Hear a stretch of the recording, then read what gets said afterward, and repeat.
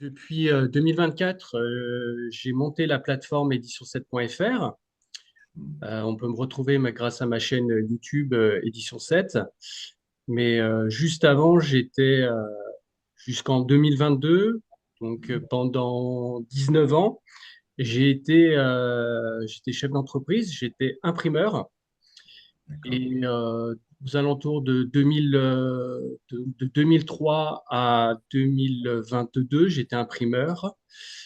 Et je me suis lancé progressivement dans l'impression de livres, ce qui m'a amené à être également éditeur avec deux formules, une formule à compte d'éditeur et une formule à compte d'auteur. D'accord. J'avais deux Vous- maisons d'édition, Édition Morel et Édition 7. En 2022, j'ai arrêté l'activité.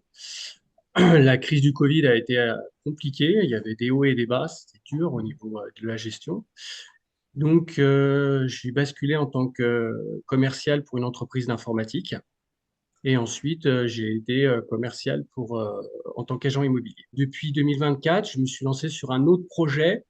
Euh, j'ai repris le nom Édition 7, qui est le nom à compte d'édition à compte d'auteur, mais avec une spécificité particulière pour améliorer la relation que les auteurs pouvaient avoir et combler un manque chez les auteurs qui était la diffusion.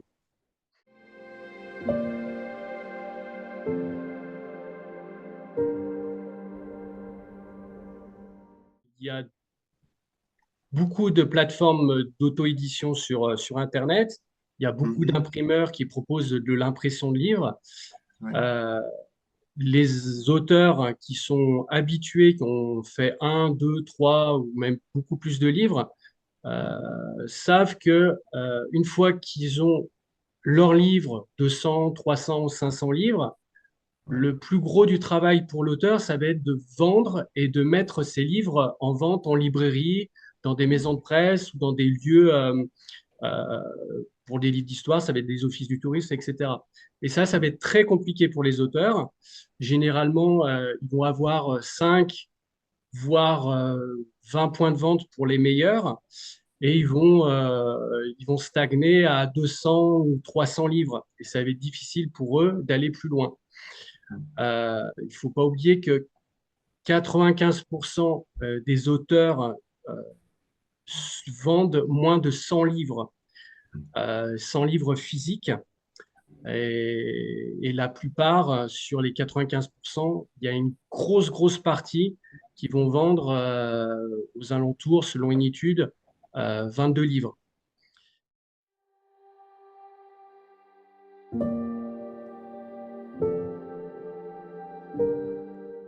Édition 7 a pour vraiment vocation de réunir tous les auteurs sur une même plateforme et ces auteurs-là, avec leur propre réseau de libraires, qui vont pouvoir partager les uns les autres leur système de vente. Alors, par exemple, on a peut-être un auteur qui est à Caen, il va avoir 5 librairies, euh, il va aller sur la plateforme édition7.fr et il va trouver d'autres auteurs qui sont répartis sur toute la France. Ça peut être une dizaine, vingtaine, une cinquantaine. Donc, il choisit ces auteurs-là. Et ces auteurs-là, ils ont accepté dans la plateforme, s'ils le souhaitent, de se mettre en relation avec d'autres auteurs. On les appelle des auteurs-diffuseurs. Et ils vont dire, bon, bah écoute, je vois que tu as un livre de polar, par exemple. Moi aussi, j'ai des livres de polar. Est-ce que tu peux recommander mon livre à ta librairie qui est à Marseille? Et vice-versa pour les personnes qui vivent à Paris, Perpignan, Cherbourg, Strasbourg, etc. Donc, ils vont choisir leurs propres auteurs-diffuseurs et ces auteurs-diffuseurs euh, vont proposer ces livres-là en librairie. Ils vont...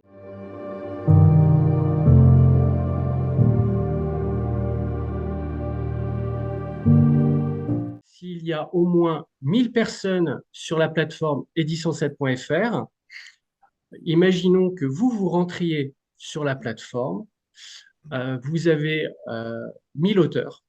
Sur ces 1000 auteurs, il y a 100 départements, 10 personnes par département. Vous choisissez, sur ces 1000 personnes, vous choisissez une cinquantaine, imaginez rien qu'une cinquantaine de personnes qui approuvent votre livre parce qu'ils sont dans le même domaine que vous. Sur ces 50, ils ont 3-4 points de vente.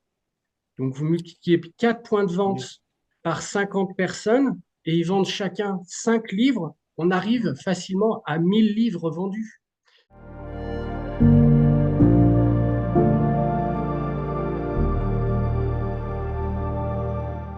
Les premiers auteurs, ceux qui se lancent, ils vont avoir un problème de mise en page, puisqu'ils ne sont pas experts en logiciel de traitement de texte.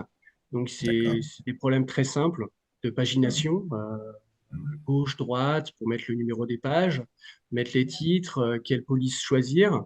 Ça, c'est le premier degré. Ensuite, ça va être un problème technique au niveau de la couverture du livre. Comment je vais donner la couverture du livre à l'imprimeur? Donc, c'est pour ça que j'ai fait beaucoup de tutos que j'ai mis sur ma chaîne YouTube. Le plus gros problème, ça va être la création de la couverture. Une couverture, elle est fournie à l'imprimeur à plat. Donc, si c'est un format 14-20, il faut prendre en compte que le livre va être ouvert. Donc, et il faut prendre en compte aussi les marges techniques de l'imprimeur, les fonds perdus, toutes ces choses-là qu'ils ne connaissent pas en fait. Donc, ça va être la deuxième problématique. Et ensuite, la troisième problématique, ça va être la diffusion. Comment je vais parler avec le libraire pour qu'il accepte mes livres? Alors, quand